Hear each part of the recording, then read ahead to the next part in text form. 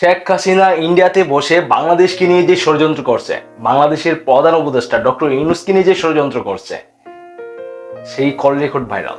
বাংলাদেশের বাহিরে যে নেতা কর্মী আছে তাদেরকে নিয়ে যে ষড়যন্ত্র করছে, সম্পূর্ণ তার সেই কল রেকর্ডটি ভাইরাল হয়েছে। তো সেই কল রেকর্ডটি আপনারা শুনুন।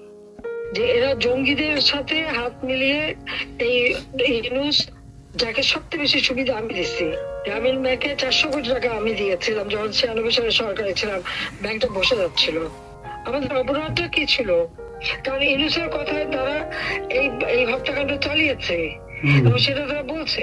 15 জুলাই থেকে পরে এই পর্যন্ত যত হত্যাকাণ্ড হচ্ছে, অগ্নিসংযোগ, সবকিছু ইউনূসের নির্দেশেই এই এত বুকের মায়ের কোল খালি হয়েছে, এত পুলিশ মারা গেছে।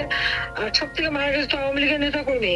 শুধুমাত্র ক্ষমতার লোভে এই লোকটা এইভাবে তার ম্যাটিকুলাসলি ডিজাইন করা অর্থাৎ সুপরিকল্পিত একটা প্ল্যান করে এই হত্যাকাণ্ড ঘটিয়ে সে সংবিধান লঙ্ঘন করে অবৈধভাবে ক্ষমতায় বসে আছে।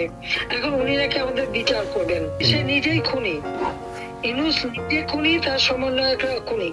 শেয়ার মার্কেটের টাকা উধাও, ব্যাংকে টাকা নাই, ব্যাংকের টাকা উধাও, গেল কোথায়?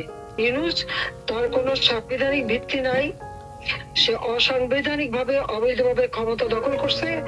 ইনশাল্লাহ তার বিচার ওই সংবিধান মোতাবেকই হবে এবং তার ওই চালা চামুন্ডা যে করার সাথে আছে আর উপদেষ্টা এবং সমন্বয়কারী সবকটার বিচার বাংলা মাটিতে হবে।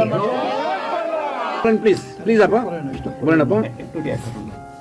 আমি যে কথাগুলি বলি রাখো, তোমার রেকর্ড করে রাখো, তোমার প্রচারক, আমার আপত্তি নেই। যে নাকি বাংলাদেশে থাকতে পারে নাই, যার জায়গা বাংলাদেশে হয় নাই, 15 বছর সে দেশ চালিয়েছে যেখানে তার বাংলাদেশে জায়গা হয় নাই, সে নাকি আবার বাংলাদেশে এসে ডক্টর ইউনূসকে বিচার করবেন। দর্শক, এই বিষয়ে আপনার মন্তব্য কি অবশ্যই কমেন্ট বক্সে কমেন্ট করা যাবেন। এবং আপনি যদি আমার চ্যানেল নতুন হয়ে থাকেন চ্যানেল সাবস্ক্রাইব করবেন, আর যারা ফেসবুক পেজ থেকে দেখছেন পেজটি ফলো করে দিবেন।